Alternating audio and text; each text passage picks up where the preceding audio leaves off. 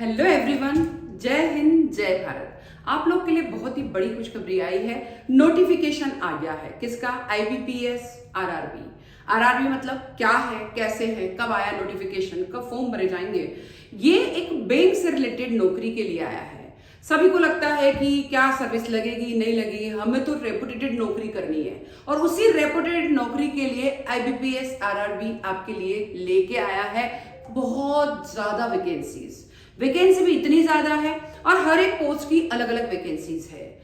बात करते हैं क्लर्क की भी वैकेंसी है, बात करते हैं पीओ की भी वैकेंसीज है, बात करते हैं कुछ जो और ज्यादा जो सीनियर मैनेजर्स होते हैं उनकी भी वैकेंसीज है। अब क्वेश्चन में हमारे दिमाग में एक ही चीज आती है कि हमारी एज कितनी होनी चाहिए, हमारा फीस कितना हमको भरना है, कब इसकी डेट है, क्या एज है। ये सभी आपके दिमाग में जो चल रहा है उसी को क्लियर करने के लिए मैं भी सभी इंफॉर्मेशन आपको बताने वाली हूँ। अब इंफॉर्मेशन क्या क्या है, बट एक चीज ध्यान रखनी है, बहुत अच्छी सर्विस है। हर एक पूरे इंडिया में हर एक स्टेट वाइज अलग अलग वैकेंसीज निकली है। हर एक स्टेट वाइज अलग अलग वैकेंसीज निकली है, बट ध्यान ये रखना है कि आपको वहां की उस स्टेट की लोकल लैंग्वेज आपको आनी चाहिए, क्योंकि आप बैंक में नौकरी करेंगे। बैंक में आपको पब्लिक से बोलना पड़ेगा और पब्लिक से बोलने के लिए आपको लैंग्वेज तो आना ही चाहिए। तो लैंग्वेज का जब तक नॉलेज नहीं होगा, लोकल लैंग्वेज का, तब तक आप ये नौकरी नहीं कर सकते। ठीक है, फर्स्ट चीजें ध्यान रखनी। बट एज क्या है क्या नहीं है, ये सब चीजें अपन थोड़ा सा डिस्कशन करते हैं। कितनी पोस्ट आई है? 13,217। कितनी पोस्ट है ये? 13,217 पोस्ट आई है। ठीक है, अब इन सब के बारे में कि एग्जाम पैटर्न क्या होगा, एज लिमिट क्या होगी, सिलेबस क्या होगा, कट ऑफ क्या है, ये सब के बारे में बात करते हैं। चलो, ये जो है आईबीपीएस, ये क्या है? Institute of banking personal solution. ये एक ऐसा इंस्टीट्यूट है जो बैंक के लिए कोई भी स्टाफ चाहिए तो पर्सनल तरीके से सिलेक्शन करता है, बट उसके लिए एग्जाम भी लिए जाते हैं। किसके थ्रू करता है? किसके थ्रू मतलब क्या है? ये है recruitment process for regional rural development, rural bank. क्या है? रिक्रूटमेंट प्रोसेस है ये, बट है क्या? Regional rural development, regional rural bank के लिए। रीजनल रूरल बैंक मतलब जो गांव में जो बैंक है उन बैंकों में भर्ती निकली है। तो वो क्लर्क के लिए भी है, वो पीओ के लिए भी है, सीनियर मैनेजर के लिए भी है, सबके लिए है। थोड़ी सी और डिस्कशन करते हैं कि जो आईबीपीएस आरआरबी है ये रीजनल रूरल बैंक के लिए है। टोटल पोस्ट है 13,217। ठीक है, और क्लर्क जो कि ऑफिस असिस्टेंट कहलाता है, उनकी जो है वो है 7972 पोस्ट है निकली है। जबकि पीओ स्केल 01 के लिए 3907 पोस्ट निकली है। बाकी बहुत सारे ऑफिशियल असिस्टेंट ऑफिसर के लिए भी है, फर्स्ट सेकंड थर्ड ग्रेड के लिए, उन सब के बारे में बात करते हैं।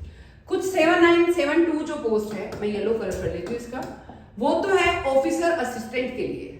ठीक है, देन ऑफिसर स्केल पीओ के लिए भी है 3907। मतलब दो तरह की पोस्ट है, ऑफिसर असिस्टेंट की भी है और पीओ के लिए भी है। बट पीओ के लिए जो पोस्ट निकली है, पीओ के लिए अलग है, सेकंड के लिए अलग है, देन थर्ड के लिए अलग है। बट इनमें क्या क्या डिफरेंसेस रहेंगे? जो स्केल फर्स्ट है वो तो रहेगी पीओ के लिए, स्केल सेकंड में सीए जो व्यक्ति है वह भी आ सकता है, लो व्यक्ति है वह लो डिपार्टमेंट देखा वो भी आ सकता है, सीए है वो अकाउंटेंट का डिपार्टमेंट देखेगा, उसकी 69 पोस्ट है, 48 पोस्ट है और लो डिपार्टमेंट की है। देन मार्केटिंग ऑफिसर की 15 पोस्ट है, देन ट्रेजरी मैनेजर की है 16 पोस्ट है और आईटी ऑफिसर की है 87 पोस्ट। और इसी तरीके से ऑफिसर थर्ड जो स्केल थर्ड है उसके लिए भी सीनियर मैनेजर की पोस्ट भी निकली है 199। ठीक है, बट ये सब चीजें बहुत बात की है। आपको किस में भरना है? क्लर्क बनना है, पीओ बनना है, सीनियर मैनेजर बनना है, किसकी पोस्ट आपको चाहिए, उन सब की कैटेगरी बिल्कुल थोड़ी थोड़ी अलग है। बात करते हैं कुछ और चीजों के बारे में। अब ये नोटिफिकेशन पूरा मैं आपको ओरिजिनल नोटिफिकेशन ही बता रही हूँ। क्या है नोटिफिकेशन में? क्या लिखा है कि ऑनलाइन रजिस्ट्रेशन एप्लीकेशन कैंडिडेट 1/9/2025 से चालू हो गया है, जो 21/9/2025 तक, मतलब 1 सितंबर से ये जो है फॉर्म भरना चालू हो गया है, जो 21 सितंबर चलेगा। बट 21 सितंबर तक का इंतजार नहीं करना, अभी फॉर्म भर देना आपको। ठीक है, फिर आता है पेमेंट ऑफ एप्लीकेशन फीस। वो कब है? चार्जेस जो जमा कराने ऑनलाइन के 1/9 से चालू हो गए, 21/9 तक चलेंगे। फिर विंडो पे अगर कोई करेक्शन करना है तो करेक्शन की डेट अब आ जाएगी, वो आपको विंडो पे बता दी जाएगी, नोटिफाइड कर दी जाएगी। Conduct of pre exam training, pre exam training की जो कब होगी, नवंबर 2025 में होगी। Then download of call letter for online examination pre का। अब प्री में भी किसका है, असिस्टेंट ऑफिसर। तो अगर अपन बात करते हैं ऑफिसर्स का, तो ये है नवंबर दिसंबर में 2025 में डाउनलोड हो जाएगा आपका कॉल लेटर। और ऑनलाइन एग्जाम जो होंगे प्री के, OA यानी असिस्टेंट ऑफिसर के एग्जाम होंगे नवंबर दिसंबर में। असिस्टेंट ऑफिसर के एग्जाम नवंबर दिसंबर में होंगे, ठीक है। Result of online exam pre का जो असिस्टेंट ऑफिसर का है वो दिसंबर 2025 में ही आ जाएगा। कब आएगा, नवंबर दिसंबर में तो आपका एग्जाम होगा और उसी टाइम हाथों हाथ रिजल्ट भी आपको दे देंगे, ठीक है। डाउनलोड ऑफ कॉल दे देंगे, मतलब आ जाएगा।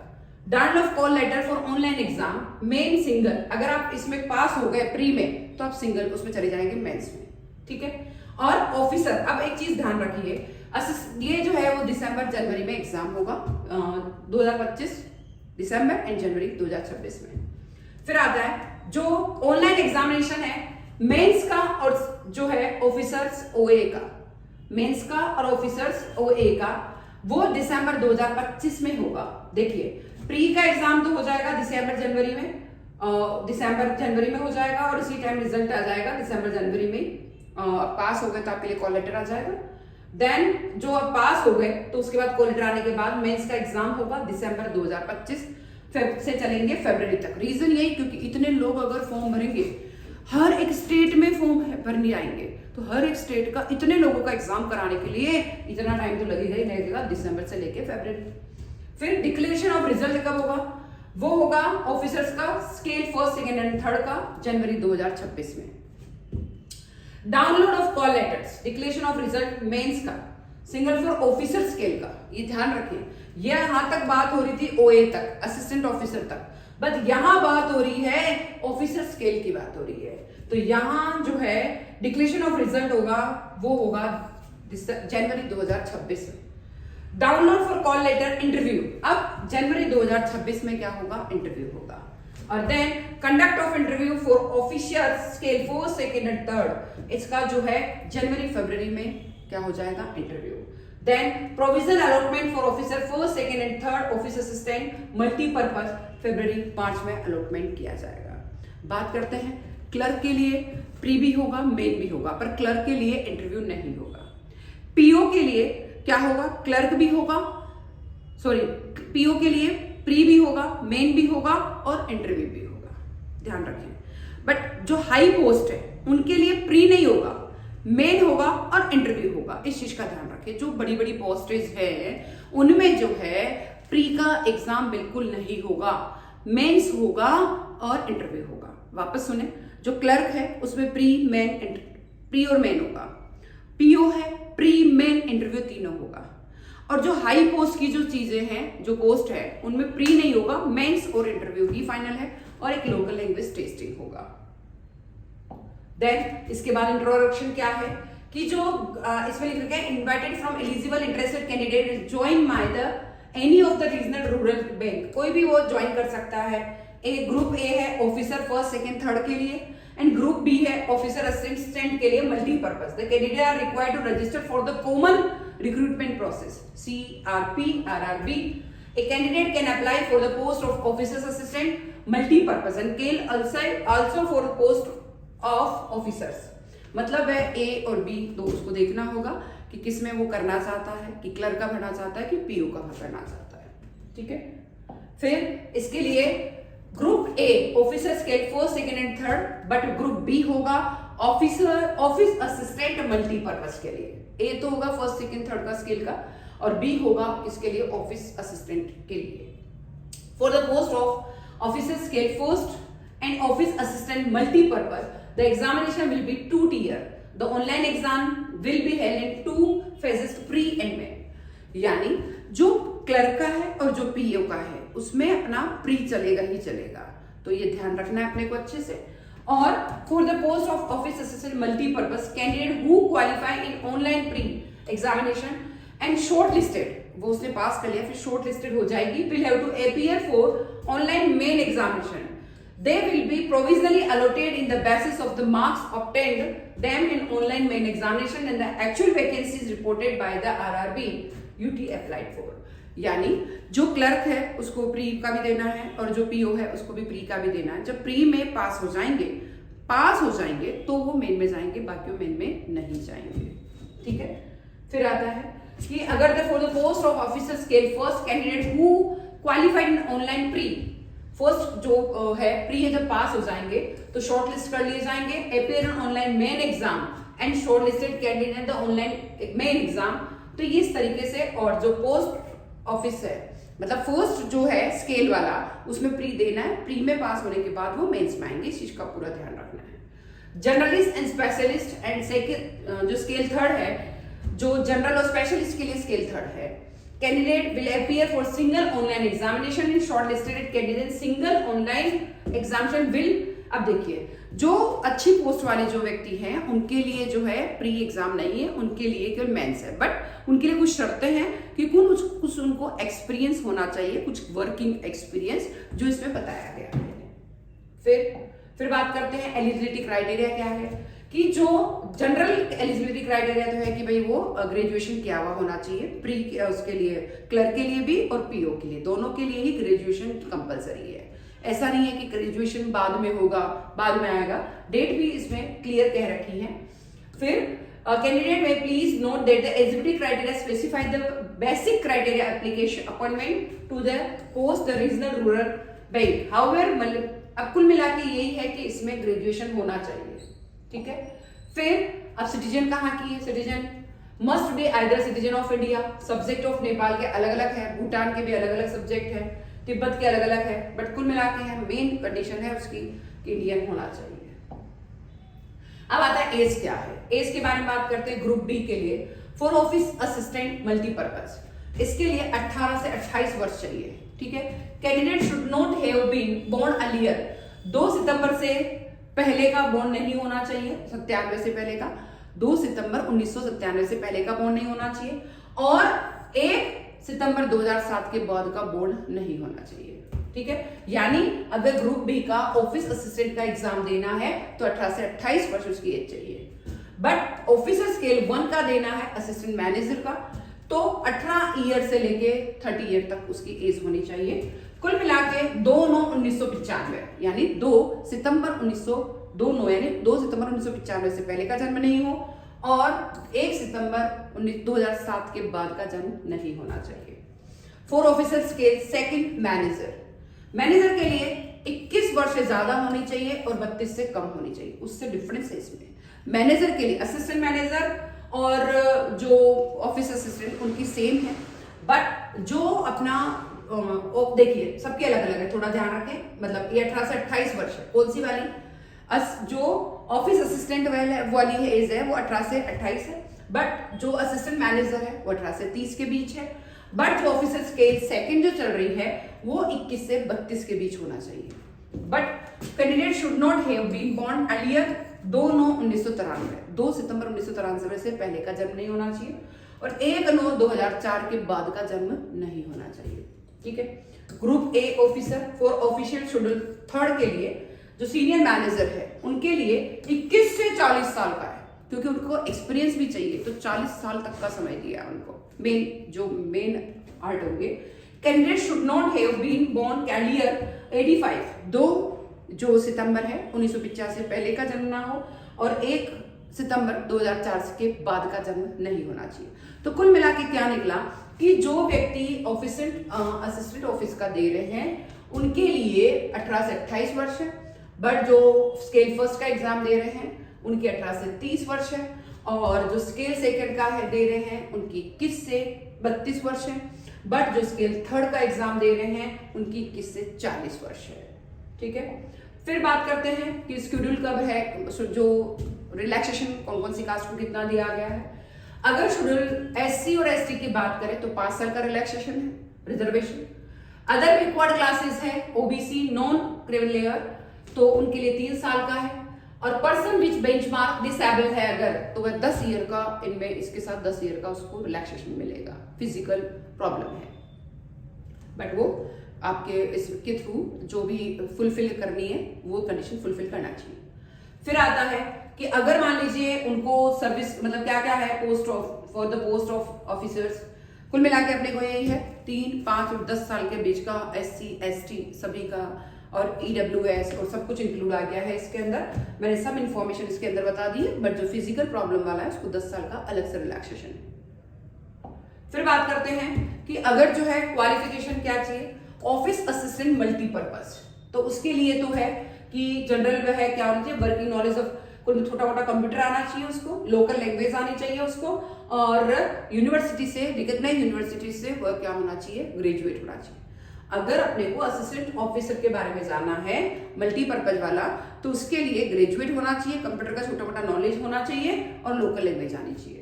बट अगर हमें ऑफिसर 1 असिस्टेंट मैनेजर के लिए जाना है स्केल 1 के लिए, तो उसके लिए उसको क्या करना है, वही बैचलर डिग्री होनी चाहिए। देन अगर वह प्रेफरेंस किसको दी जाएगी, अब देखिए जिसको agriculture, horticulture, animal husbandry, variety science, agriculture, engineering ये सब किया हुआ है, उसको प्रेफरेंस ज्यादा दी जाएगी। ठीक है। फिर बात करते हैं ऑफिसर स्केल 3 जो है जनरल बैंकिंग ऑफिसर, जो मैनेजर बनेंगे, उनके लिए है कि ये सब तो है ही है, but 2 year bank of financial institution, यानी 2 ईयर का एक्सपीरियंस होना चाहिए उनको। जो है 2 ईयर का एक्सपीरियंस होगा तो अगर किसी इंस्टीट्यूट पे काम किए हुए फाइनेंस का, तो उसको ज्यादा प्राथमिकता, उसको ही प्राथमिकता दी जाएगी, ये मान के चले। ठीक है। और रिकॉग्नाइज यूनिवर्सिटी से उसका जो है उसको मिलना चाहिए, ग्रेजुएट होना चाहिए, लोकल लैंग्वेज आनी चाहिए, और ये सब एग्रीकल्चर अगर ये सब है तो उसको ज्यादा प्राथमिकता दी जाएगी। अब बात करते हैं ऑफिसर स्केल 3 की, जिसमें स्पेशलिस्ट ऑफिसर्स जो होंगे, मैनेजर्स होंगे, उनको 1 ईयर जो है रिलेटेड फील्ड का एक्सपीरियंस होना चाहिए। वहां पे रिलेटेड फील्ड का 2 ईयर था, यहाँ पे 1 ईयर है, इस चीज का ध्यान रखना है। और जिसको इन सब चीज का नॉलेज है, कंप्यूटर, कम्युनिकेशन, इलेक्ट्रॉनिक्स, इंफॉर्मेशन, देखिए इसमें 50% मार्क्स जो है इन सब में आने चाहिए। Recognize with minimum of 50 marks in aggregate. ठीक है, 50 मार्क्स तो चाहिए 50% चाहिए। इसमें भी 50%, तो भाई वहां तो 50% चाहिए, यहाँ पे भी 50% चाहिए। 50% से कम है तो आप एग्जाम नहीं दे सकते। और उसको जो सेकंड वाला है उसको 2 साल का एक्सपीरियंस, जो फर्स्ट स्केल वाला है उसको 1 साल का एक्सपीरियंस होना चाहिए, तभी वो एग्जाम दे पाएगा, बाकी वो एग्जाम नहीं दे पाएगा। ठीक है, 50% से कम हुए तब भी एग्जाम नहीं दे पाएगा। बात करते हैं अगर चार्टर्ड अकाउंटेंट और वगैरह है तो 1 ईयर का एक्सपीरियंस होना चाहिए। लॉ ऑफिसर है तो 2 year, advocate should have worked, अगर लॉ का है, अगर चार्टर्ड अकाउंटेंट है तो उसके लिए 1 ईयर का एक्सपीरियंस होना चाहिए, और लॉ से रिलेटेड है तो 2 ईयर का एक्सपीरियंस मान के चले या प्रैक्टिस मान के चले। फिर बात करते हैं treasury manager, chartered accountant, MBA finance, इनके लिए 1 ईयर का है। मार्केटिंग ऑफिसर है अगर, तो उसके लिए अगर जाना है तो MBA करा होना चाहिए अच्छी यूनिवर्सिटी से, और 1 ईयर उसको एक्सपीरियंस होना चाहिए। अगर एग्रीकल्चर ऑफिसर है तो बैचलर डिग्री तो होनी चाहिए, हॉर्टिकल्चर, हस्बेंड्री, इन सब की कोई भी डिग्री होनी चाहिए, बट 2 ईयर एक्सपीरियंस होना चाहिए फील्ड का। बट अगर ऑफिसर स्केल 3 सीनियर मैनेजर की बात करते हैं तो मिनिमम 5 ईयर का एक्सपीरियंस तो चाहिए ही चाहिए, इस चीज का ध्यान रखें। वो सब था सेकंड वाला जो है उसके लिए था, ये देखिए सब सेकंड के लिए है पर अलग अलग कैटेगरीज है। बट अगर 3rd के लिए है तो 5 साल का एक्सपीरियंस चाहिए, इस चीज का ध्यान रखें। ठीक है। फिर बात करें फीस कैसी है, officer scale 1st, 2nd, 3rd के लिए ₹175, GST, SC ST और फिजिकल उसके लिए है। बाकी अगर मान के चले ₹850, GST इंक्लूड है, बाकी सब अदर के लिए, SC ST के लिए और इंक्लूसिव GST SC ST के लिए, और फिजिकल जो प्रॉब्लम वाले हैं उनके लिए 175 का चार्ज है, बाकी सबके लिए 850 का चार्ज है 1st, 2nd, 3rd स्केल के लिए। बट अगर ऑफिस असिस्टेंट क्लर्क वाली नौकरी की बात करें, ₹175 तो हो गए SC ST और प्रॉब्लम वालों के लिए, और ₹850, मतलब कुल मिला के दोनों में ही समान फीस है, चाहे PO का भरे, चाहे क्लर्क का भरे, चाहे किसी का भी भरे। और transaction charges for online payment, fees जो है वो ऑनलाइन पेमेंट होगा। बात करते हैं अब सब्जेक्ट क्या है, सिलेबस क्या है, उनके बारे में। अगर कोई व्यक्ति जो प्री का एग्जाम दे रहा है, चाहे वो PO वाला है चाहे वो क्लर्क वाला है, दोनों के लिए प्री का सिलेबस क्या है, बहुत ही अच्छा, जिसको इंग्लिश नहीं आती उसके लिए तो बहुत अच्छा है, मेरे जैसे के लिए भी। ठीक है, रीजनिंग रहेगा, मैथ्स रहेगा, ठीक है, और मीडियम ऑफ एग्जाम जो आप चाहें वो ले सकते हैं। नंबर ऑफ क्वेश्चन दोनों में ही 40-40 मार्क्स के क्वेश्चन है, 80 मार्क्स का पेपर होगा। 40-40 क्वेश्चन है, 80 क्वेश्चन आएंगे, बट मार्क्स कितने का है? 40 मार्क्स का ही पेपर है रीजनिंग भी, और 40 मार्क्स का ही पेपर है मैथ्स ही, और 80 नंबर का पेपर रहेगा। जब आप रीजनिंग की बात करते हैं तो 25 मिनट लगेंगे, रीजनिंग जैसे 25 मिनट खत्म होते हैं आपका मैथ्स चालू हो जाएगा, और उसके लिए 20 मिनट लगेंगे। टोटल 45 मिनट आपको दोनों पेपर के लिए दिए जा रहे हैं। प्री जैसे क्लियर होता है तो ऑफिसर स्केल फर्स्ट। अब देखिए ये तो था उसके लिए, किसके लिए है ये? ऑनलाइन एग्जाम स्ट्रक्चर किसके लिए है? असिस्टेंट ऑफिसर के लिए, क्लर्क के लिए। बट अगर स्केल 1 की बात करते हैं तो स्केल 1 के लिए रीजनिंग सेम चीज है, रीजनिंग भी है, मैथ्स भी है। 40 क्वेश्चन ही रीजनिंग में, 40 क्वेश्चन ही मैथ्स में, 80 क्वेश्चन है। 40 मार्क्स का ही रीजनिंग है, 40 मार्क्स का ही मैथ्स है, 80 मार्क्स का रीजनिंग मिला के मैथ्स है, और 25 मिनट रीजनिंग का खत्म होने के बाद 20 मिनट आपको मिल जाएगा मैथ्स के लिए। और जो बहुत पास होंगे अगर इसमें तो ही आप किस में जाना जाएगा, कट ऑफ को पार करना पड़ेगा, और कट ऑफ इसी के अकॉर्डिंग, और आपको किस में जाना पड़ेगा? मेंस में। अब बात करते हैं office assistant multipurpose mains examination, ठीक है। मेंस एग्जाम का रीजनिंग भी रहेगा, कंप्यूटर भी रहेगा, जनरल अवेयरनेस रहेगा, इंग्लिश लैंग्वेज रहेगा, हिंदी लैंग्वेज रहेगा। अब इंग्लिश हिंदी में से आपको सेलेक्ट करना पड़ेगा कि आपको इंग्लिश चाहिए या हिंदी चाहिए। मतलब रीजनिंग है, मैथ्स है, इंग्लिश है, ठीक है, नहीं रीजनिंग है, मैथ्स है, कंप्यूटर है, बट हिंदी इंग्लिश में से सेलेक्ट करना है। तो जिसको इंग्लिश नहीं आती उसके लिए तो बहुत ही अच्छा एग्जाम है, ठीक है। नंबर ऑफ क्वेश्चन 40 रहेंगे आपके रीजनिंग के, 40 ही रहेंगे कंप्यूटर के, 40 ही रहेंगे जनरल अवेयरनेस के, 40 ही रहेंगे इंग्लिश और हिंदी के, दोनों में से एक ऑप्शन, और 40 ही रहेंगे मैथ्स के।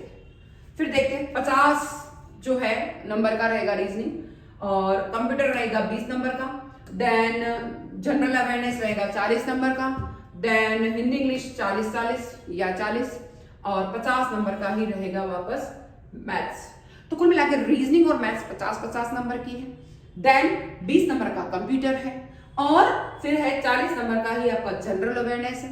देखिए 50-50 हो गया मैथ्स, और 50 हो गया मैथ्स का, 50 हो गया रीजनिंग का, 40 नंबर का जनरल अवेयरनेस है, और 40-40 ही हिंदी इंग्लिश का रहेगा, और 20 नंबर का कंप्यूटर रहेगा। 30 मिनट मिलेंगे आपको रीजनिंग के लिए, कंप्यूटर को मिलेंगे ये 15 मिनट मिलेंगे, 15 मिनट ही मिलेंगे आपको जनरल अवेयरनेस के लिए, 30-30 मिनट मिलेंगे आपको हिंदी इंग्लिश के लिए, और 30 मिनट ही मिलेंगे आपको मैथ्स के लिए। टोटल आपको 120 मिनट मिलेंगे, जो यानी 2 घंटे मिलेंगे। 200 नंबर का पेपर है, और 200 ही क्वेश्चन आएंगे, ठीक है।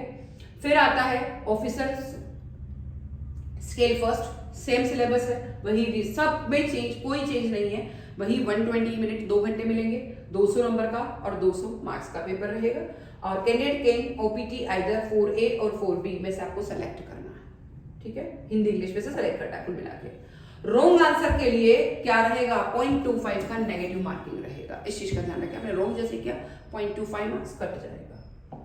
फिर बात करते हैं एग्जामिनेशन सेंटर, हर एक के अलग अलग आएंगे जी, उसके हर एक स्टेट के अकॉर्डिंग आएंगे। आप चाहें कि मैं यहाँ करवा लूँ, मैं वहां करवा लूँ, नहीं, कोई चेंज इसमें नहीं कर सकते। जो वहां से क्लियर हो गया उसी सेंटर पे जाके आपको एग्जाम देना है, ठीक है। फिर बात आती है कि अगर जो है इंटरव्यू के लिए application only for post of officer scale 4, 2nd and 3rd के लिए इंटरव्यू होगा, ठीक है। इंटरव्यू क्लर्क के लिए कोई इंटरव्यू नहीं है, क्लर्क के लिए कोई इंटरव्यू नहीं है। Candidate who have been shortlisted in the online main exam for the post of officer scale 1st and single level examination for the post of officer scale 2nd and 3rd। Clerk के लिए कोई interview नहीं है, but 1st, 2nd, 3rd में interview है। First, जब आप 1st scale की बात करते हैं तो आपने जैसे स्केल प्री क्लियर किया, मेंस में आ जाएंगे, मेंस क्लियर किया इंटरव्यू की तरफ। 2nd, 3rd में भी केवल 2nd, 3rd के लिए केवल मेंस ही देना, मेंस और इंटरव्यू, इस चीज का ध्यान रखें, ठीक है। फिर आपका बात करता है अप्लाई कैसे करना है। Candidate apply for the post of office assistant multi-purpose and can also for the post of officer. Candidate can apply for one post in officers, 4 officers schedule 2nd and 3rd. Candidate have to apply separately and pay fees in जो है intimation charges separately for each post. उसके लिए charge अलग अलग रहेंगे, अलग अलग पैसा उसको जमा कराना है। Candidate can apply online, 1 सितंबर से चालू हो गए हैं, 21 सितंबर तक चलेंगे। फिर बात करते हैं फीस। मैंने आपको बताई थी, application fees, intimation charges only, payment online रहेगा। 175 तो है उसके लिए, किसके लिए है ये एप्लीकेशन फीस इंटीमेशन, कि भाई 175 जो SC ST है और जो फिजिकल वाले हैं उनके लिए 175, बाकी सबके लिए 850 रहेगा। ठीक है, फिर अपन बात करते हैं। इस तरीके से हमारी क्लासेस बहुत अच्छी थी, आप जब चाहें क्लासेस को ज्वाइन कर सकते हैं। रीजनिंग मैथ्स हमारा बहुत अच्छा चल रहा है, आज से आप तैयारी शुरू करें रीजनिंग और मैथ्स की। मैं चाहती हूँ आपको ये एग्जाम क्लियर करना ही है। ठीक है, जो भी इंफॉर्मेशन क्लर्क और PO और देन लेवल 2nd 3rd सबके लिए ये है। आपको लोकल लैंग्वेजेस के लिए आनी चाहिए। 1 तारीख से चालू हो गया है, देन 29 तक चलेगा। फिर फॉर्म अभी भर देना है, बाद का इंतजार नहीं करना है। एज मैंने आपको पूरा बता दिया, 18 तो चालू है ही है, पर 40 वर्ष तक तो आप कर ही सकते हो। लास्ट वाला जो मेन ऑफिसर्स है उसके लिए ग्रेजुएट आप होने चाहिए। देन ग्रेजुएट के साथ अगर आप कुछ अलग क्वालिफिकेशन है, अगर आपको अच्छी पोस्ट के लिए जाना है तो आपको एक्सपीरियंस होना चाहिए। अगर एक्सपीरियंस नहीं है तो आप अच्छी पोस्ट के लिए 2nd 3rd के लिए आप एलिजिबल नहीं हैं। ठीक है, क्लर्क में प्री मेंस होगा, इंटरव्यू नहीं होगा, और PO के लिए प्री मेंस और इंटरव्यू तीनों होगा। बट ग्रेड जो स्किल 2nd 3rd है उसमें प्री नहीं होगा, मेंस एंड इंटरव्यू होगा। इस चीज का पूरा ध्यान रखना। तो आज से ही फटाफट से फॉर्म भर लीजिए। वीडियो कैसा लगा जरूर कमेंट करें, हमारी क्लासेस को आप जरूर ज्वाइन करें। मैं फिर आऊंगी, जल्दी आऊंगी इसी तरीके से नोटिफिकेशन लेके। थैंक यू, बैंक की सर्विस है इसलिए जल्दी से भर दे। Thank you everyone.